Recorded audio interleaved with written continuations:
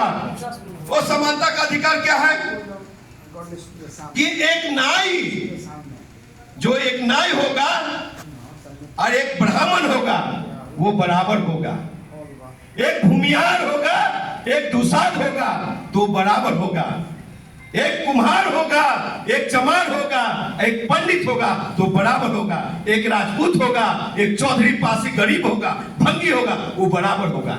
ये बाबा साहब ने अधिकार दिए थे। आप उससे भी अलग कर रहे हो, आज भी छुआछूत की भावना को पैदा कर रहे हो, अनटचेबिलिटी के ला रहे हो, तो ये नहीं चलेगा।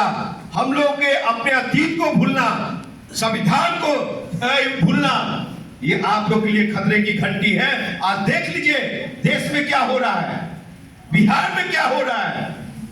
हम नहीं कहेंगे सामाजिक न्याय की सरकार है, हमारी हम लोग की सोच वाली सरकार है, लेकिन अब जातीय जनगणना हो गई, बहुत अच्छा स्वागत योग्य है, हमने समर्थन दिया था, लेकिन जातीय जनगणना हो गई तो अब भागीदारी की बात आई, हिस्सेदारी की बात आई। अब कब दे रहे हैं? अब हर एक सीटों पे सरकारी महकमे में ये सिविल कोर्ट से लेकर के हाई कोर्ट तक हमारे बेटा बेटी, महिलाओं को, युवाओं को, नौजवानों को कब नौकरी में भागीदारी दे रहे, हिस्सेदारी दे रहे, ये तय करना होगा।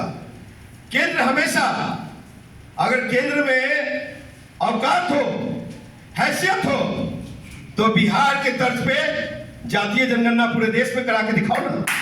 क्यों नहीं करा रहे भैया? सिर्फ ये कहने का कि ये लोग जो है पाकिस्तान की तर्ज पे काम कर रहे हैं, ये लोग नस्लायत की तर्ज पे काम कर रहे हैं, माओवादी के तर्ज पे काम कर रहे हैं, ऐसा नहीं है। सुन लीजिए, हम जैसे युवा नौजवान जब तक जिंदा हैं, बाबा साहब आम्बेडकर ने जो ताकत दिए हैं, हमने जो दिल्ली यूनिवर्सिटी का सफर तय किया है, उस ताकत के बल पर अभी सोशल मीडिया पे आप लोगों ने सुना होगा, डॉक्टर लक्ष्मण यादव को दिल्ली विश्वविद्यालय ने आगे एक्सटेंशन नहीं दिया पढ़ाने के लिए। किस लिए? पढ़ाने के लिए। आज कौन सा साल चल रहा? 2023। सिस्टम के खिलाफ जो बोलेगा उसको यही सजा मिलेगा, क्योंकि माओवादी, ब्राह्मणवादी, मनुवादी बैठे हुए हैं लोग, वो नहीं चाहते हैं कि बहुजन के लोग, दलित के लोग, आदिवासी भाई लोग उनके बराबर में बैठ करके आंख से आंख मिला के बात करें। उनको बहुत बुरा लगता है। आपको बता दूं कि लक्ष्मण भाई तो आज निकला है, मेरा छोटा भाई है, और मुझे तो 2014 में ही निकाल दिया था दिल्ली विश्वविद्यालय, इसलिए कि मैं सिस्टम के खिलाफ बोलता था, मैं उन मनुवादी ब्राह्मणवादी के खिलाफ बोलता था, उस ऑफिसरों के खिलाफ बोलता था, दिल्ली विश्वविद्यालय के बहुत सारे ऑफिसर के खिलाफ मैंने एफआईआर किए, जेल भेजने का काम किया। तो मुझे तो बाहर जाना ही था। जब बाहर निकले तो बाबा साहब को पढ़ा, बाबा साहब को जानने की कोशिश की। मुझे वह दिन याद है कि जब वो संविधान लिख रहे थे तो बाबा साहब के घर में एक बेटे की अर्थी पड़ी हुई थी, उनके बेटे की अर्थी पड़ी हुई थी।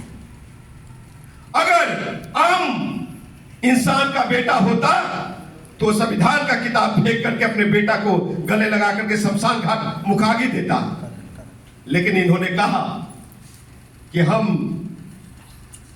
मुझे एक बेटे की शहादत मंजूर है, हजारों लाखों करोड़ों बेटा की शहादत मंजूर नहीं है।